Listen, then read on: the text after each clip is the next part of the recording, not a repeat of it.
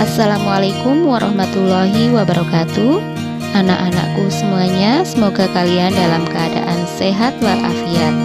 Pada pertemuan hari ini kita akan belajar tentang iman kepada kitab-kitab Allah. Silahkan simak video berikut.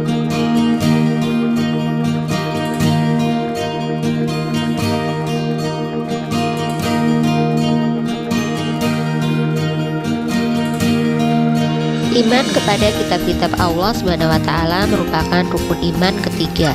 Kitab-kitab Allah ini diturunkan melalui perantara malaikat Jibril.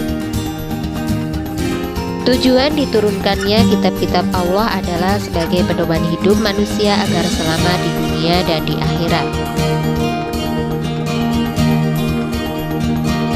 Orang yang beriman kepada kitab-kitab Allah akan selamat dari kesesatan dan siksa api neraka. Orang-orang yang percaya dan mengamalkan isi kitab-kitab Allah akan masuk ke dalam surga. Kitab berasal dari bahasa Arab, artinya sesuatu yang ditulis. Kitab diartikan sebagai perintah dan ketentuan yang tertulis. Adapun semua perintah dan ketentuan yang telah Allah berikan kepada para nabi dan rasul merupakan wahyu Allah. Allah SWT menurunkan wahyu dalam banyak bentuk musyaf kepada Rasulnya.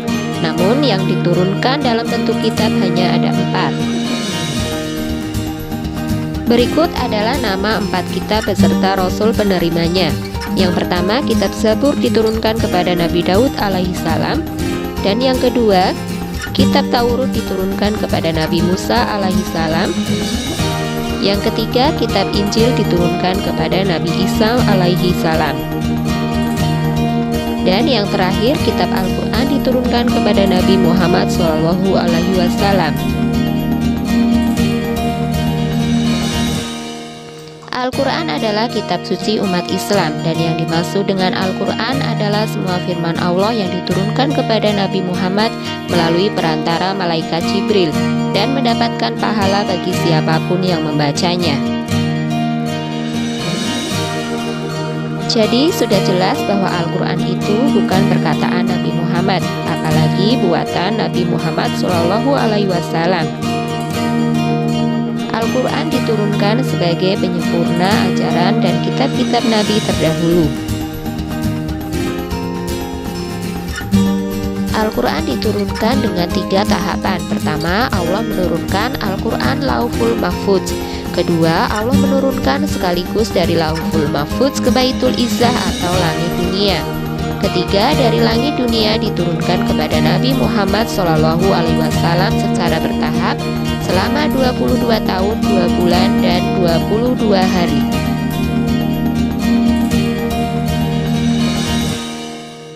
Sebagian surah dalam Al-Quran diturunkan sebelum Nabi Muhammad SAW hijrah dan tinggal di kota Mekah yang dinamakan surah Makkiyah. Lalu sebagian lagi diturunkan setelah Nabi hijrah ke Madinah yang dikenal dengan surat Madaniyah. Ciri-ciri surah Makkiyah yaitu: yang pertama, surahnya menjelaskan tentang tauhid dan keimanan. Yang kedua, diawali dengan kata ya ayyuhan nas. Yang ketiga, ayatnya pendek-pendek. Ciri-ciri surah Madaniyah yaitu: yang pertama, surahnya menjelaskan tentang ibadah dan hukum. Yang kedua, diawali dengan kata ya ayyuhallazina amanu. Dan yang ketiga, ayatnya panjang-panjang. Hikmah diturunkannya Al-Quran secara bertahap yaitu sebagai berikut. Yang pertama, untuk menetapkan jiwa Rasulullah SAW dan menguatkan hatinya. Yang kedua, untuk mendidik masyarakat dan menyesuaikan hukum Islam secara bertahap. Yang ketiga, untuk menunjukkan bahwa Al-Quran itu kalam Allah SWT.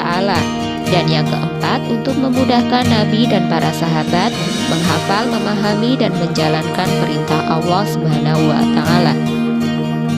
Al-Quran pertama kali diturunkan kepada Nabi Muhammad SAW pada tanggal 17 Ramadan melalui perantara malaikat Jibril di Gua Hira. Peristiwa turunnya Al-Quran ini diperingati oleh umat Islam sebagai hari Nuzulul Quran, yaitu pada setiap tanggal 17 Ramadan. Isi pokok kandungan kitab suci Al-Quran meliputi: yang pertama, akidah, yaitu keimanan, kepercayaan, dan keyakinan. Yang kedua, ibadah. Yang ketiga, syariah, yaitu hukum dan aturan yang ditetapkan oleh Allah untuk manusia. Dan yang keempat, kisah-kisah nabi dan umat terdahulu. Jadi anak-anak, mutiara hikmah pada pembelajaran hari ini yaitu: yang pertama, Al-Quran merupakan pedoman hidup bagi umat Islam.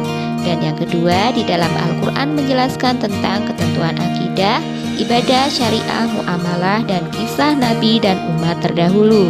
Dan yang ketiga, kita harus membaca, memahami, dan mengamalkan Al-Quran dalam kehidupan sehari-hari.